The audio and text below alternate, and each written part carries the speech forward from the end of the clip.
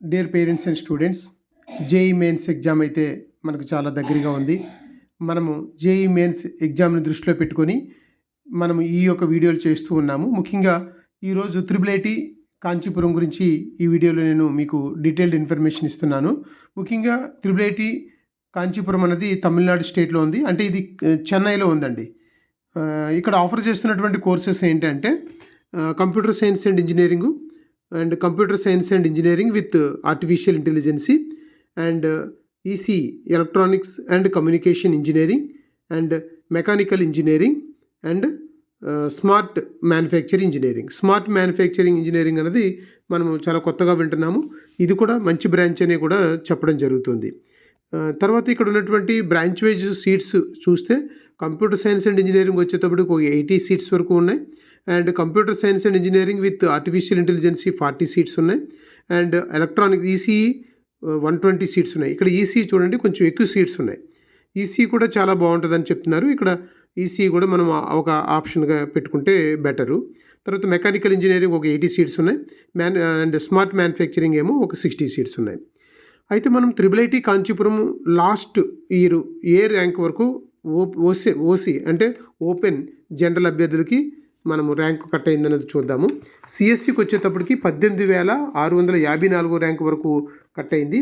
అంటే మనకి ఓపెన్ అభ్యర్థులకి ఇక్కడ 156 స్కోర్ వస్తే ఈ ర్యాంక్ వచ్చే అవకాశం ఉంది.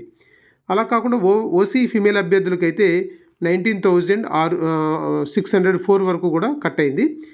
తనకైతే ఒక 150 స్కోర్ వస్తే ఈ ర్యాంక్ రావచ్చు. అలాగే సిఎస్సి విత్ ఆర్టిఫిషియల్ ఇంటెలిజెన్సీ మనం కానీ చూస్తే లాస్ట్ ఇయర్ 18,702తో కట్ అయింది. అంటే దగ్గర 154 ఈ యొక్క స్కోర్ వస్తే సరిపోద్ది. ఫీమేల్ అభ్యర్థులకైతే 22,163 ర్యాంక్ వరకు కట్ అయింది. ఫీమేల్ అభ్యర్థులకైతే 148 స్కోర్ వరకు చేసుకుంటే సరిపోతుంది.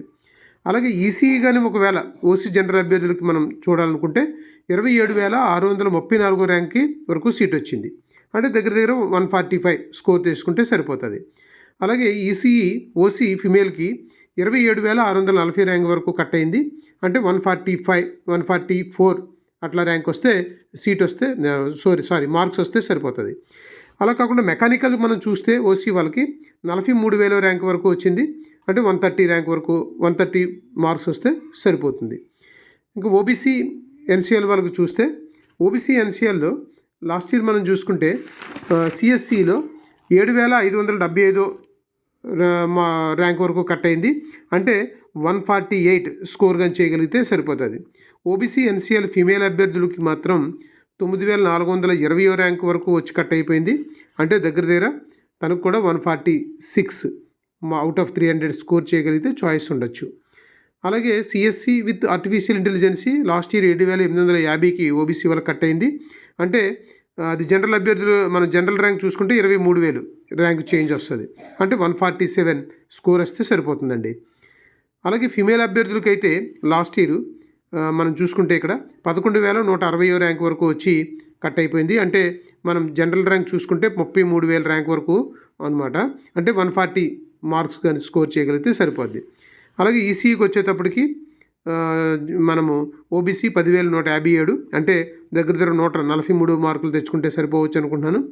అలాగే ఈసీ 13,591 ర్యాంక్ వరకు వచ్చి కట్ అయిపోయింది. దగ్గర 135 మార్కులు తెచ్చుకుంటే సరిపోవచ్చు. మెకానికల్ అయితే మనం చూడండి 16,443 ర్యాంక్ వరకు వచ్చి కట్ అయింది. అంటే 120 వస్తే కూడా ఇక్కడ సీట్ వస్తుందండి. 120 స్కోర్కి అయితే మాత్రం మెకానికల్ సీట్ వచ్చే అవకాశం ఉంది.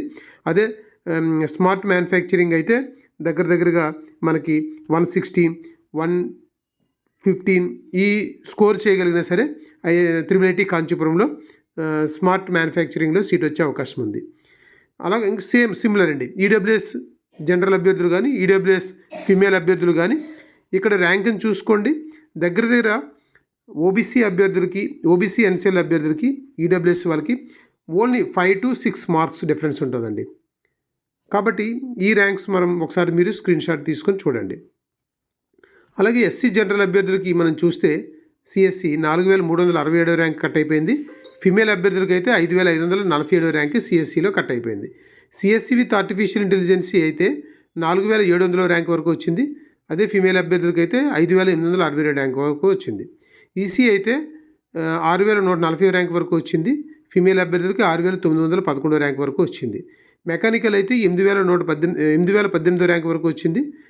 ఫిమేల్ అయితే 10505 ర్యాంక్ వరకు కూడా వచ్చింది. అయితే మనం ఎస్టీ అభ్యర్థులకు చూస్తే సిఎస్సి 2146 ర్యాంక్ వరకు వచ్చిందండి సిఎస్సి. అదే ఫిమేల్ అభ్యర్థులకు అయితే ఇంకా తక్కువ అయిపోయింది, 1976 ర్యాంక్ వస్తే కానీ సీట్ రాలే. ఆర్టిఫిషియల్ ఇంటెలిజెన్సీ అయితే ఆర్టిఫిషియల్ ఇంటెలిజెన్సీ కూడా సిమిలర్గా ఉంది.